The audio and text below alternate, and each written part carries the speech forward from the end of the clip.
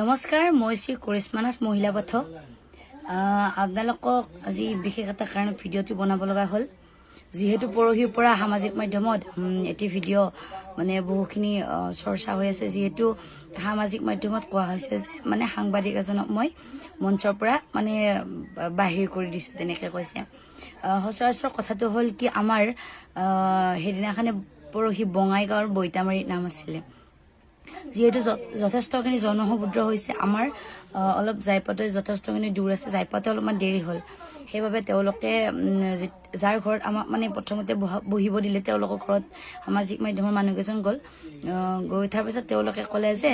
কৰিশ্মা তোমাৰ এটা আমি ইণ্টাৰভিউ ল'ম মোক ক'লো ঠিক আছে হ'ব আপোনালোকে সোনকালে ইণ্টাৰভিউটো লওক যিহেতু আমাৰো দেৰি হৈছে মানুহখিনি ৰখি আছে তেওঁলোকে ক'লে ঠিক আছে হ'ব এনেকৈ কৈ আপোনাৰ 3 মিনিটমানৰ এটা বাইট এটা ল'লে তাৰপিছত তেওঁলোকে ক'লে যে আমি নামৰ মাজতো তোমাৰ অলপ বাইট ল'ম মই ক'লো ঠিক আছে আপোনালোকে নামৰ মাজতো হ'লেও লৈ ল'ব পাৰিব তাৰপিছত তেওঁলোকে ধুনীয়াকৈ কথা বতৰা পাতি আপোনাৰ নামৰ মাজতো ভিডিঅ' কৰি আছিলে সচৰাচৰ মই প্ৰথমতে সেইদিনাখনে মহাভাৰতৰ কৰ্ণৰ জন্ম নামটি প্ৰথমতে পৰিৱেশন কৰিছিলোঁ যিহেতু কৰ্ণৰ জন্মৰ নামটিত যেতিয়া মাক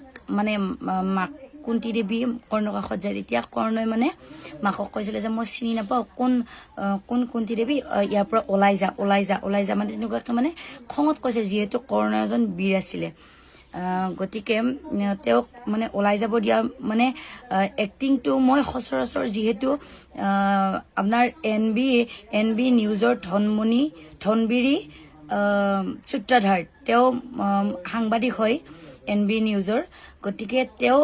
সেই মানে মঞ্চখনত উঠি ভিডিঅ'টো কৰি আছিলে আৰু ইফালেও সাংবাদিক আছিলে যিহেতু তেওঁ ওচৰৰ পৰা ভিডিঅ'টো কৰি আছিলে সেইবাবে মই তেওঁক মানে ৰাইজক স্পষ্টভাৱে মানে দেখুৱাবলৈ মানে তেওঁক মানে দেখুৱাই এনেকৈ কৈছিলোঁ কিন্তু দাদাজনেও অলপ মানে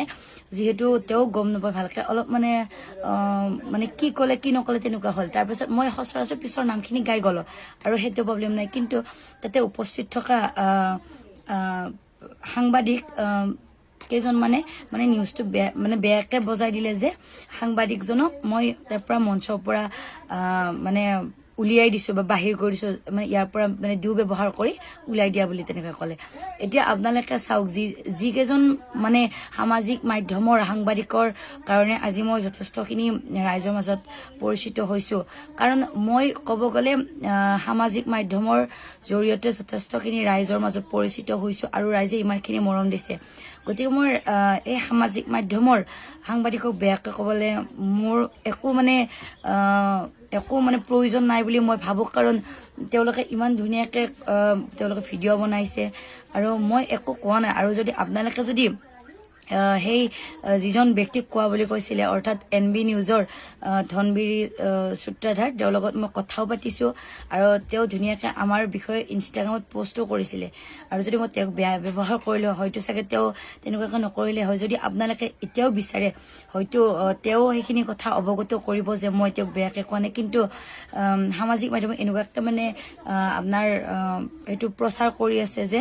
মানে তেনেকুৱা ওলাই দিছে যিহেতু অকল মোৰে নহয় সেই সাংবাদিক তথা দাদাজনৰো অলপ প্ৰব্লেম হৈছে যিহেতু তেওঁকো দুৰ্ব্যৱহাৰ কৰা বুলি কৈছে আৰু মানুহবিলাকে তেওঁকো সুধি আছে মোকো সুধি আছে গতিকে মইতো স্পষ্টভাৱে জনাওঁ যে মই এইটো তেওঁ একেবাৰে কোৱা নাই আৰু যদি মই ক'লো হয় তেতিয়াহ'লে হয়তো চাগে তেওঁ মোক কিবা বেয়া ব্যৱহাৰ কৰিলে হয় আৰু তাতে যিমান জনসমুদ্ৰ আছে বৈতামাৰীত আপোনালোকে তেওঁলোকক সুধিলেও গম পাব যে এইটো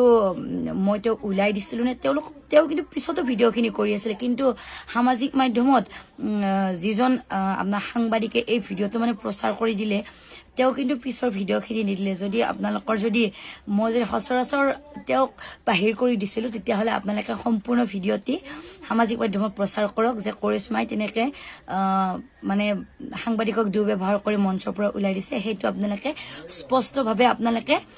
আপোনাৰ বেছি নহয় আপোনাৰ 2 মিনিট বা 3 মিনিটৰ ভিডিঅ'টি আপোনালোকে পিছৰখিনি আপোনালোকে প্ৰচাৰ কৰক তেতিয়াহ'লে হয়তো চাগে মই যদি ব্যৱহাৰ কৰিছোঁ তেতিয়াহ'লে মই নিজে মানি ল'ম আৰু মই এইটোও মোৰ বিশ্বাস আছে যে তেওঁলোকে ইমানখিনি কৰিব নালাগে কাৰণ যিহেতু TRPৰ কাৰণে যিটো কৰিব নালাগে কাৰণ আপোনালোকেও চাওক যিটো শুদ্ধ হয় সেইটো প্ৰচাৰ কৰিব লাগে গতিকে মই ভাবোঁ আপোনালোকে যেনেদৰে এইটো মানে বেয়াকৈ প্ৰচাৰ কৰি আছে তেওঁকো মানসিক অশান্তি নিদিব আৰু মোকো নিদিব আৰু আহ্বান জনাইছো যদি আপোনালোকে সেই ভিডিঅ'টো পিছৰখিনি আছে তেতিয়াহ'লে সেইখিনি পিছৰখিনি প্ৰচাৰ কৰিব আৰু যদি আপোনালোকক লাগে তেতিয়াহ'লে মই এনবি নিউজৰ যিজন সাংবাদিকক কোৱা বুলি কৈছিলে তেওঁৰ মই মতামত আপোনালোকৰ মাজত আগবঢ়াম ধন্যবাদ